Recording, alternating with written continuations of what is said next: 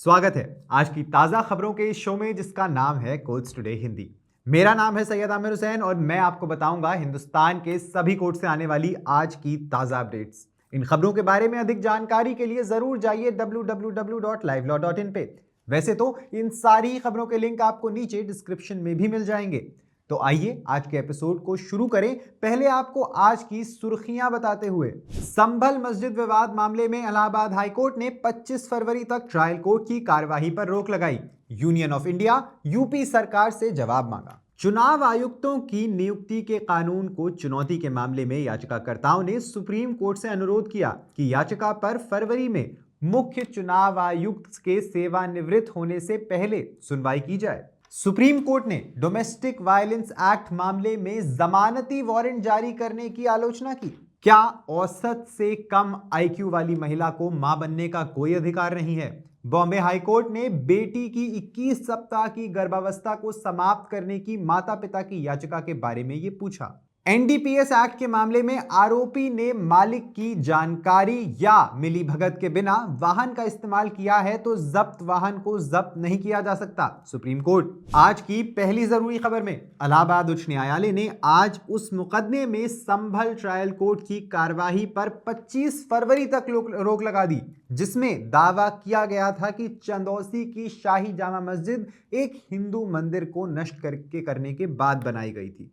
न्यायमूर्ति रोहित रंजन अग्रवाल की पीठ ने चंदौसी संभल जिले में शाही जामा मस्जिद समिति द्वारा दायर एक नागरिक पुनरीक्षण याचिका पर यह आदेश पारित किया जिसमें 19 नवंबर को पारित ट्रायल कोर्ट के आदेश को चुनौती दी गई थी, जिसमें एक वकील आयुक्त को एक मुकदमे में मस्जिद का सर्वेक्षण करने का निर्देश दिया गया था। इसमें दावा किया गया था कि मस्जिद एक मंदिर को तोड़कर बनाई गई थी। एकल न्यायाधीश ने भारत संघ यानी यूनियन ऑफ इंडिया, भारतीय पुरातत्व सर्वेक्षण यानी archaeological survey of India, UP सरकार यानी उत्तर प्रदेश सरकार, संबंधित जिला मजिस्ट्रेट और मुकदमे के सभी वादी पक्ष से 2 सप्ताह के भीतर जवाब भी मांगा है। मामले की अगली सुनवाई 25 फरवरी को तय की गई है। मुख्य चुनाव आयुक्त और अन्य चुनाव आयुक्त अधिनियम 2023 की संवैधानिकता को चुनौती देने वाली याचिकाओं का उल्लेख करते हुए, जिसने चुनाव आयुक्तों यानी इलेक्शन कमिश्नर्स की नियुक्ति करने वाले चयन पैनल से भारत के मुख्य न्यायाधीश को हटा दिया, सुप्रीम कोर्ट ने आज इस मामले पर फरवरी में सुनवाई करने की इच्छा व्यक्त की। वकील प्रशांत भूषण द्वारा एसोसिएशन फॉर डेमोक्रेटिक रिफॉर्म्स का प्रतिनिधित्व करते हुए जस्टिस सूर्यकांत, जस्टिस दीपांकर दत्ता और जस्टिस उज्जवल भुयान की पीठ के समक्ष याचिकाओं का उल्लेख किया गया था, जिन्होंने कहा था कि इसमें बहुत तत्कालिकता शामिल है। वकीलों से 3 फरवरी को इस मामले के बारे में अदालत को याद दिलाने के लिए कहते हुए ताकि इसे 4 फरवरी को उठाया जा सके। न्यायमूर्ति कांत ने हल्के फुल्के अंदाज में टिप्पणी की कि आखिरकार ये विधायी शक्तियों बनाम कोर्ट की राय का मामला होगा। सुप्रीम कोर्ट ने घरेलू हिंसा से महिलाओं की सुरक्षा अधिनियम 2005 के तहत एक मामले में मैजिस्ट्रेट द्वारा जमानती वारंट यानी बेलेबल वारंट जारी करने की आलोचना की। अदालत ने टिप्पणी की कि घरेलू हिंसा अधिनियम के तहत मामलों में जमानती वारंट जारी करने का कोई औचित्य नहीं है क्योंकि वे अर्ध हैं। जस्टिस संदीप मेहता की बेंच ने मामले की सुनवाई की। अदालत घरेलू हिंसा से महिलाओं की सुरक्षा अधिनियम 2005 के तहत याचिकाकर्ता की सास द्वारा दायर घरेलू हिंसा मामले को स्थानांतरित करने की मांग वाली याचिका की स्थानांतरण याचिका पर सुनवाई कर रही थी। बॉम्बे हाई कोर्ट एक ऐसे मामले की सुनवाई कर रहा है जहां एक जोड़े ने मानसिक स्वास्थ्य संबंधी समस्याओं का हवाला देते हुए अपनी 27 वर्ष की बेटी की 21 सप्ताह की गर्भावस्था को समाप्त करने की अनुमति मांगी है। बेटी का आईक्यू 75 है जो औसत से कम है और उसे बॉर्डर लाइन पर्सनैलिटी डिसऑर्डर है। मेडिकल बोर्ड की रिपोर्ट में कहा गया है कि महिला और भ्रूण दोनों गर्भावस्था जारी रखने या गर्भपात का विकल्प चुनने के लिए चिकित्सीय रूप से सक्रिय हैं या फिट हैं।